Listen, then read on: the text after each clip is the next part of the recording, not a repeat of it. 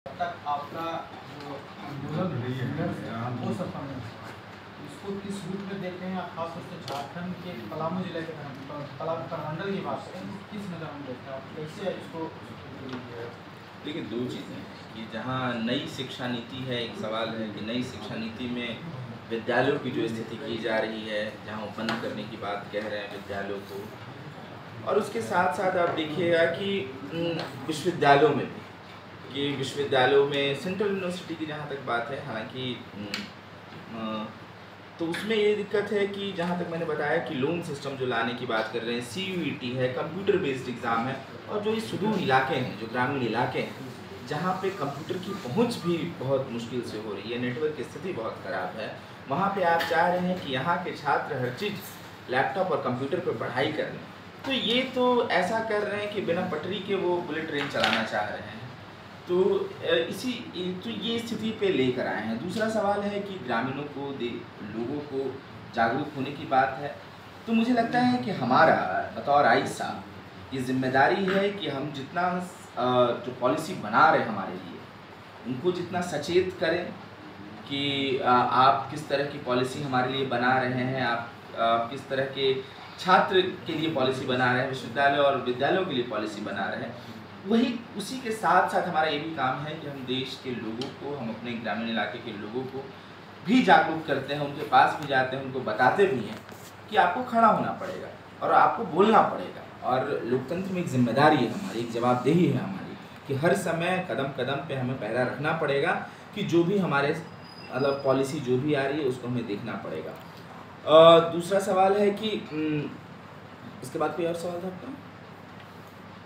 किस तरीके से आप उसको संघर्ष को आगे लाइए और शिक्षा नीति को बदलाव? पलामू जहाँ तक पलामू का सवाल है, झारखंड का सवाल है, हम सब जानते हैं कि पलामू या झारखंड कह लीजिए 24 साल का ख्वाब के तौर पे देखा गया कि झारखंड जब बनेगा तो एक बेहतरी होगी कि यहाँ के जो निवासी हैं, यहाँ के जो रहने वाले हैं, उनकी ज़िंदगी में एक बड़ा बदलाव आएगा, उनके बच्चों को स्कूल मिलेगा और जो भी धन संपदा है उसमें एक बेहतरी होगी इनकी। लेकिन इस 24 साल में न शिक्षा जगत में कुछ बेहतरी हुआ, न उनके जीवन की स्थिति में कोई बेहतरी हुआ, उसी अवस्था में वो आज भी।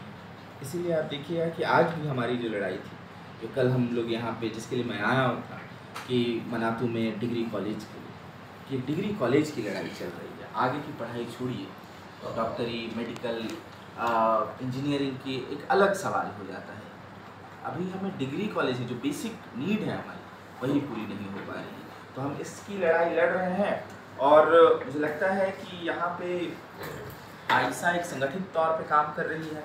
पलामू के क्षेत्र में, पलामू के अलग अलग पलामू प्रमंडल के अलग अलग क्षेत्रों में जाके काम कर रही है और शिक्षा की बेहतरी के लिए और स्कूलों की बेहतरी हो, स्कूलों में टीचर्स आएँ सही समय पर।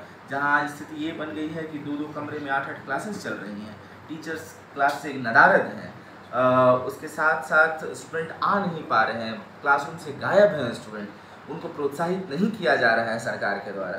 तो मुझे लगता है इन सारे सवालों पर हम बतौर प्रेशर ग्रुप सरकार पर एक प्रेशर बना रहे हैं कि आपको अकाउंटेबिलिटी लेना पड़ेगा, आपको जवाबदेह होना पड़ेगा कि आप शिक्षा को लेकर क्या कर रहे हैं और शिक्षा में किस तरह से बेहतरी होगी। ये सरकार की जिम्मेदारी है और जवाबदेही है।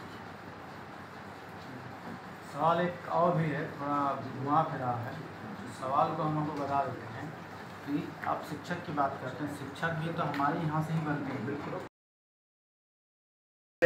सामंती जुल्म के खिलाफ लड़ते हुए 18 साल जेल में बिताए साथी प्रदीप जी हैं, जिया जी हैं, रंजीत जी हैं, तो ये सब साथी लोग हैं हम लोग यहाँ। तो आज का जो विशेष प्रेस कॉन्फ्रेंस है साथी जितेंद्र जी रखेंगे, उससे पहले थोड़ी सी बात हम रख के सबसे पहले तो आप सभी का बहुत शुक्रिया, आपके दर्शकों का भी बहुत धन्यवाद। 2 दिन के कह लीजिए कि कल मनातू में जो कार्यक्रम था छात्र कन्वेंशन, वो इस विषय पर ही था कि देश के जो छोटे छोटे इलाके हैं, जो सुदूरवर्ती इलाके हैं, जहाँ दलित आदिवासी रहते हैं, और किस तरह से उनको एक नियोजित ढंग से शिक्षा से बाहर ढकेलने की कोशिश हुई है इस आज़ादी के 75 साल 76 साल गुजर जाने के बाद। और आज भी बतौर जो मूलभूत चीज़ें थी शिक्षा, वो भी आज मांग के तौर पर है।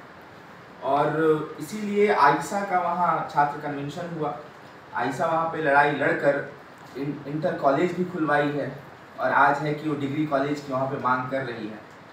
और देश भर में जिस तरह की शिक्षा की बहाली है, आप देख रहे होंगे कि किस तरह से नीट के छात्र सड़कों पर लड़ रहे हैं पेपर लीक के खिलाफ, किस तरह से यूजीसी नेट में जो धांधली होती है वहाँ उसके छात्र सड़कों पर आए हुए हैं, लड़ रहे हैं कि एग्ज़ाम की जो पूरी प्रक्रिया है, एग्ज़ाम का जो तरीका है, उसको पूरी तरह से ध्वस्त कर दिया गया है इस मौजूदा सरकार में।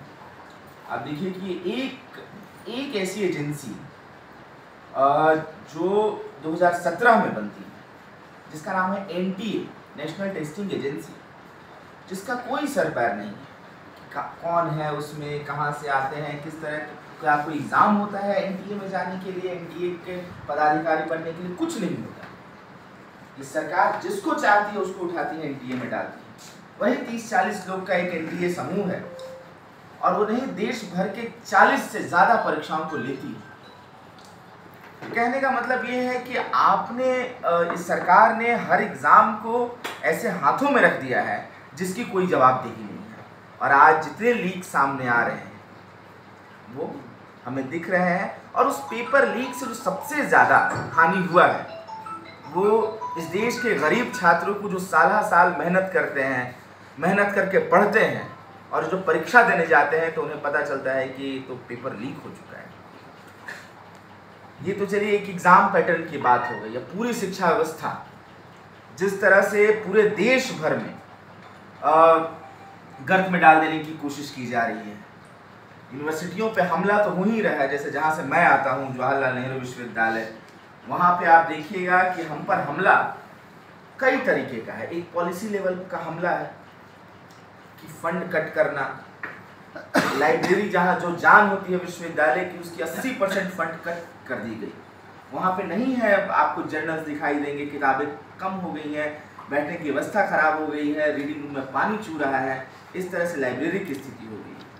और समूचे कैंपस की भी इस तरह की स्थिति बनाई जा रही है कि गरीब का बच्चा जो ख्वाब देखता है कम पैसे में बेहतर पढ़ाई करने का, जो सोचता है कि हम यहाँ पढ़ेंगे तो जेएनयू में एडमिशन लेंगे, कम पैसे में एक अच्छा पढ़ाई पढ़ पाएंगे, हॉस्टल में रह पाएंगे, लेकिन इतनी हालत ख़राब की जा रही है। जो बड़े यूनिवर्सिटी जिसको आप लोग बड़ा कहते हैं, देश के अलग अलग इलाकों में लोग कहते हैं कि नंबर 1 यूनिवर्सिटी, लेकिन वहाँ की स्थिति भी ऐसी है।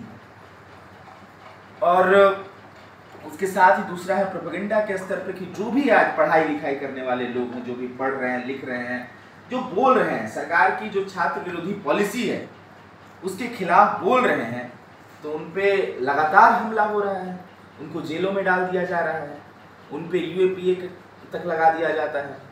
और उसके साथ साथ हम पर देख लीजिए कि हमारे नाम पर फिल्म बनाई जाती है जिसमें कहा जाता है, बस्तर जैसी फिल्में जहाँ कहा जाता है कि जेएनयू के छात्रों को सड़क पर खड़े करके गोली मार देनी चाहिए, ये भी आ रहा है। तो ये जेएनयू में छात्र गए कहाँ से? यही पलामू से तो जा रहे हैं, यही गढ़वा से तो जा रहे हैं, यही झारखंड के अलग अलग इलाकों से जा रहे हैं, बिहार के अलग अलग सुदूरवर्ती इलाकों से जा रहे हैं। तो क्या ये सरकार चाहती है कि उनको गोली मार देनी चाहिए? सरकार यहाँ पूरी तरह से फेलियर सिद्ध हुई है कि शिक्षा में कोई बेहतरी की तरफ। उसने एक और बड़ा जो फेलियर वाला काम है जो लोकी ने भी बताया, NEP, national education policy. National education policy जहाँ सीयूईटी लेकर आ रहा है कि एक देश में एक एग्ज़ाम होगा। आज देख लीजिए कि स्थिति ये हो गई है कि लोग, यहाँ के छात्र जो आदिवासी क्षेत्र के छात्र हैं, वो फॉर्म तक नहीं भर पा रहे हैं। इतना कंप्यूटर बेस्ड सब कुछ कर दिया गया है। आप पहले एक सीयूईटी का फॉर्म भरिए, फिर कोई एग्ज़ाम होगा, फिर उसका फॉर्म भरिए। सीयूईटी में आपको पैसा देना पड़ेगा 1400-1500, और सब्जेक्ट जोड़ते जाइएगा तो 700-700, मतलब आकाश छू रहा है जो फीस है। एक समय था कि कोई एग्जाम लिखने जा रहे तो बहुत सोचना नहीं पड़ता था, दलित आदिवासी छात्रों को फार्म भरने के लिए नहीं सोचना पड़ता था। आज सोचना पड़ रहा है कि कहाँ से पैसा आएगा, कहाँ से हम फॉर्म भरेंगे। सीयूईटी में ये कर दिया गया है। दूसरी तरफ जो यूनिवर्सिटी को ग्रांट मिलता था, यूनिवर्सिटी को सरकार पैसे देती थी, उसको बंद कर दिया गया है। आज उसकी जगह लोन का सिस्टम लाया गया, HEFA, higher education financing agency, funding agency, जिसमें कहा जा रहा है कि विश्वविद्यालयों को लोन लेना पड़ेगा, विश्वविद्यालयों को ग्रांट नहीं मिलेगा। और जब विश्वविद्यालय लोन लेंगे तो विश्वविद्यालय को चुकाना भी पड़ेगा। कहाँ से चुकाएंगे? छात्रों का फीस बढ़ाएंगे। और यही कोशिश है कि सरकारी विश्वविद्यालयों का फीस इतना बढ़ा दो कि छात्र आ ही ना पढ़ने के, और व्यवस्था इतनी खराब कर दो कि जब वो फीस और व्यवस्था दोनों देखे तो मुड़े कहाँ? प्राइवेट विश्वविद्यालयों की तरफ। यही एमईटी, गलगोटिया और तमाम जितने विश्वविद्यालय हैं जो प्राइवेट खुल रहे हैं उस तरफ पड़े। तो हमारी एक मांग है कि नेशनल एजुकेशन पॉलिसी को ख़त्म किया जाए, जो जिसका चरित्र दोहरा है, जो गरीबों के खिलाफ है पूरी तरह से, जो आदिवासी दलित माइनॉरिटी के खिलाफ है, वहाँ के छात्रों को पढ़ने से रोक रही है ये नेशनल एजुकेशन पॉलिसी। इसके तहत फीस बढ़ाए जा रहे हैं। इसके साथ साथ आप स्कूलों में भी देख लीजिए कि एनईपी जो स्कूलों में भी आ रहा है उसकी स्थिति क्या है कि जहाँ सरकार को स्कूल नए खोलने थे वहाँ ये सरकार कह रही है कि स्कूलों में संख्या कम होगी, स्कूलों की स्थिति जर्जर होगी तो उसको बंद कर दिया जाएगा। तो आज़ाद भारत की पहली ऐसी सरकार है ना कि जो स्कूलों को बंद करने की तरफ जा रही है बनिस्बत स्कूल खोलने।